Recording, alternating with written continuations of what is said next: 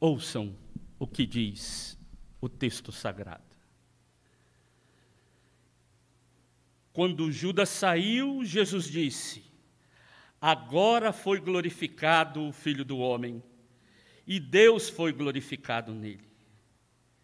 Se Deus foi glorificado nele, também Deus glorificará nele mesmo, e ele o glorificará imediatamente.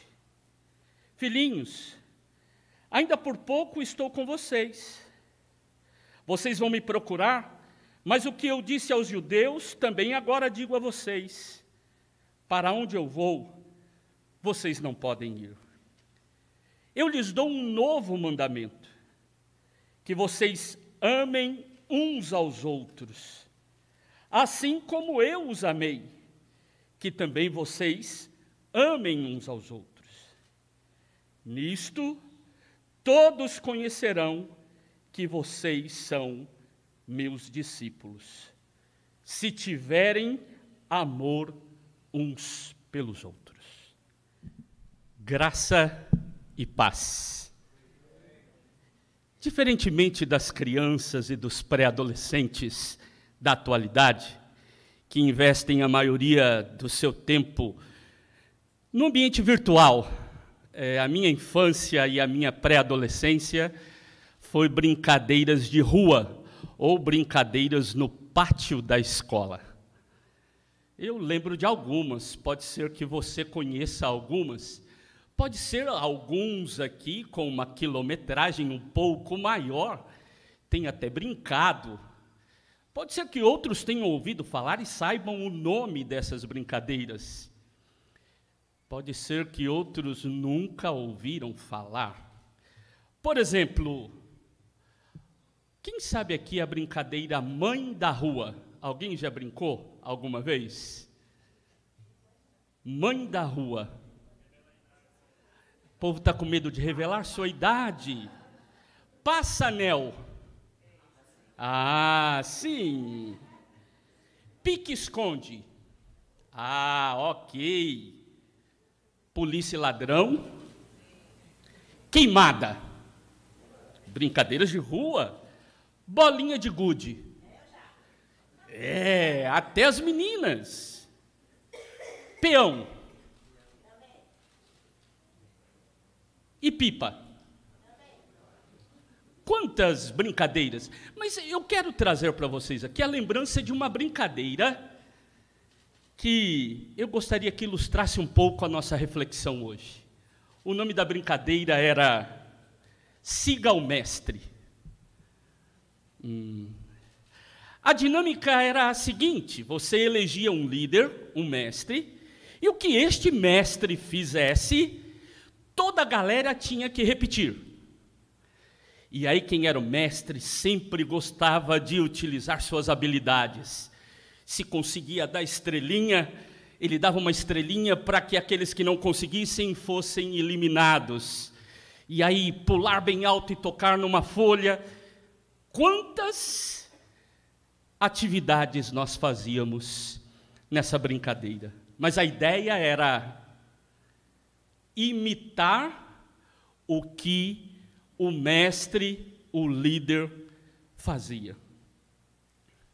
Eu não vou convidar você para brincar, até porque eu acho que eu não tenho muitas habilidades, e vocês vão ganhar de mim. Mas eu quero chamar a sua atenção para esse fato de imitar a alguém. Quando nós olhamos para o texto que nós fizemos a leitura, está no livro de João, e se nós quisermos tirar uma radiografia do Evangelho de João, vamos encontrar um esqueleto aí, e quem sabe 3 grandes partes. Uma primeira, que é o capítulo 1, um prelúdio, um prefácio, um início.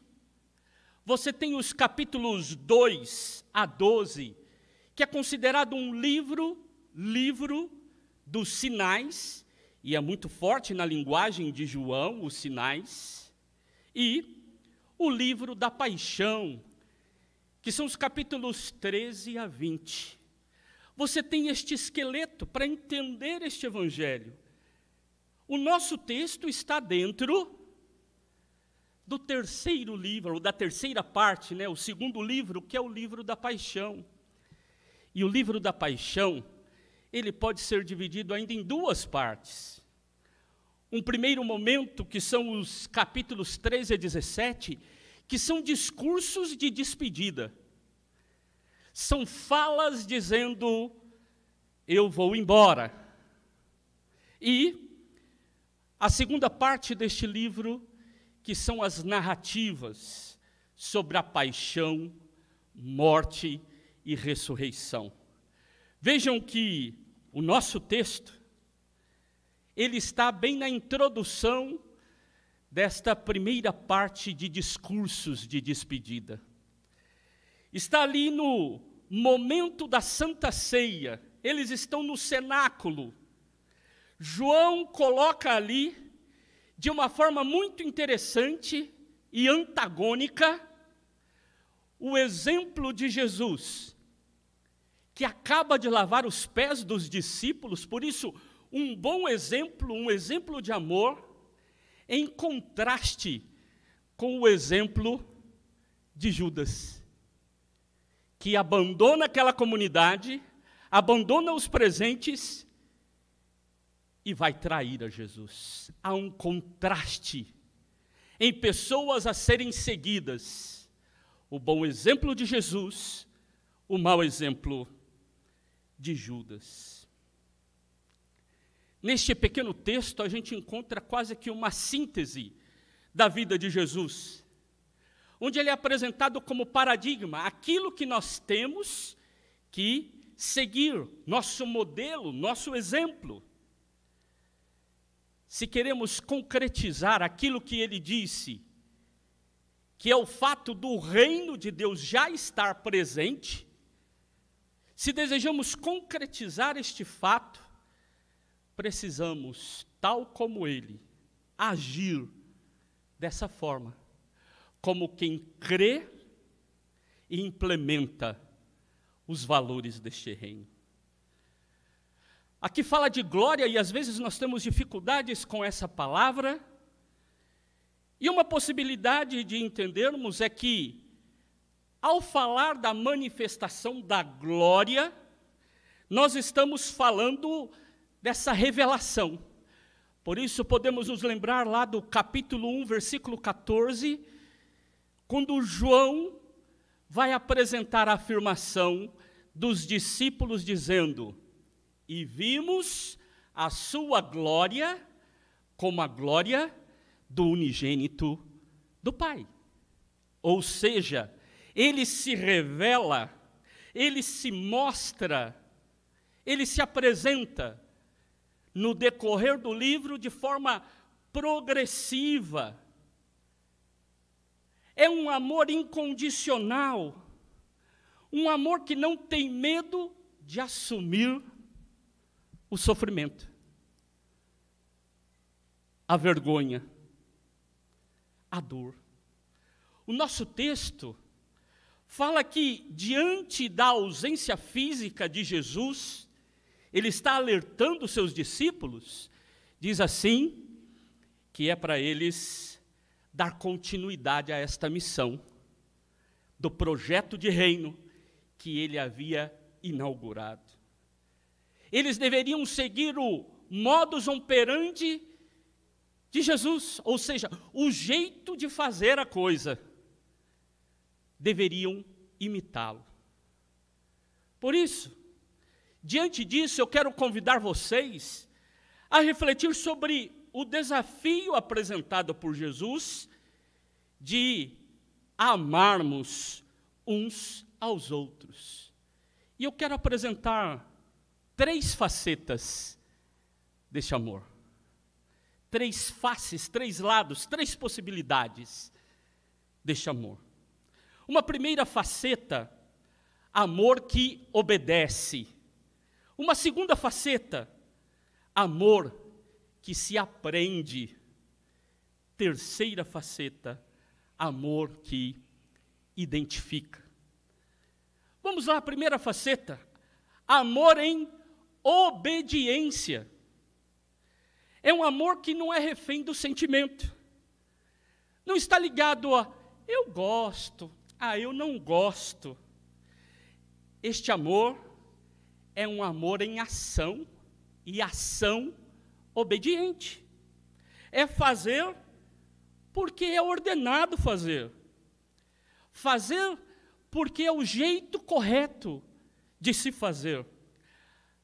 Ao mesmo tempo que nós verbalizamos, seja na nossa proclamação, no querigma, seja no nosso momento de adoração, nas nossas liturgias, quando nós declaramos que Jesus é o nosso Senhor, que nós nos submetemos ao seu senhorio, parece que as nossas ações vão em sentido contrário. Parece não ser muito simpático, neste tempo de egoísmo, de egocentrismo, de consumismo. Essa ideia não é muito aceita, não é muito benquista, não é acolhida. O agapau, ou seja, o amor, aqui apresentado, é capaz de se submeter a lavar o pé ou os pés dos outros. É amor como ação, como verbo, como serviço. Uma segunda faceta, amor que se aprende. Porque não é fruto da nossa interioridade, do nosso intimismo, dos nossos sentimentos, esse amor-ação, esse amor-verbo, agapau, ele pode ser aprendido. Não está refém ao que eu gosto ou deixo de gostar. Nelson Mandela tem uma frase muito famosa que eu quero trazer à nossa memória. Ele disse: ninguém nasce odiando outra pessoa pela cor da sua pele, ou por sua origem ou sua religião. Para odiar, as pessoas precisam aprender. E se elas aprendem a odiar, podem ser ensinadas a amar. Pois o amor chega mais naturalmente ao coração humano do que o seu oposto. A bondade humana é uma chama que pode ser oculta, jamais extinta. Uma boa lição. Jesus é o nosso paradigma. Ele foi obediente, e diz o texto, obediente até a morte, e morte de cruz. Ele é o nosso exemplo, o nosso modelo. Jesus não era um masoquista que falou, como eu gosto de sofrer. Ele sofreu porque foi obediente à sua vocação, para cumprir o seu chamado e a vontade de Deus. Uma terceira faceta é o amor que identifica. Amor que gera identidade. Segundo as palavras de Jesus, as outras pessoas reconheceriam a cada um deles pela forma como eles se amassem. O mandamento de amar não era novidade nenhuma. A Torá já falava sobre isso. Vários textos do Primeiro Testamento falava sobre isso. Amar a Deus, amar ao próximo. A novidade não está em amar ao próximo. A novidade aqui, segundo as palavras que João apresenta na fala de Jesus, é amar como ele amou. Se antes era ame ao próximo como a si mesmo, aqui vem uma atividade um pouco mais difícil, que nós precisamos de estar em obediência e aprender sobre ela, que é amar como ele amou. Jesus é este exemplo, este paradigma, este modelo, a ser seguido. Amar como Ele amou nos torna mais parecidos com Ele. E parecidos com Ele, nós demonstramos às outras pessoas que somos discípulos deste Senhor. Somos reconhecidos pela forma que amamos em ação, que agimos amorosamente. Eu quero concluir esta breve reflexão, o sermão desta manhã, assim como eu comecei a minha fala, falando sobre a brincadeira do siga o mestre. Você é convidado a essa brincadeira muito séria, de olhar para aquele que é o mestre dos mestres e seguir os seus passos, e aprender com ele, e imitá-lo. Entender que quanto mais nos aproximamos da sua palavra em obediência, aprendemos o seu modo de amar e podemos ser identificados como seus discípulos. Em tempo de tanta superficialidade nos relacionamentos, tanta violência, tanta fake news, que nós possamos experimentar este amor ensinado por Jesus. Amor que não é o eros, amor apaixonado, amor que quando conquista-se aquilo que gosta ou deseja, o amor acaba. Não se trata do amor estorguê, um amor de consanguinidade, um amor por ser família. Não se trata do amor filéu, um amor que tem muito de troca, eu te amo, tu me amas, nós nos amamos. Mas estamos falando aqui de um amor muito maior, agapau, o grande amor de Deus, que eu e você, imitando Cristo, possamos amarmos uns aos outros e amarmos aqueles que Ele também amou. Que Deus te abençoe, em nome de Jesus. Amém.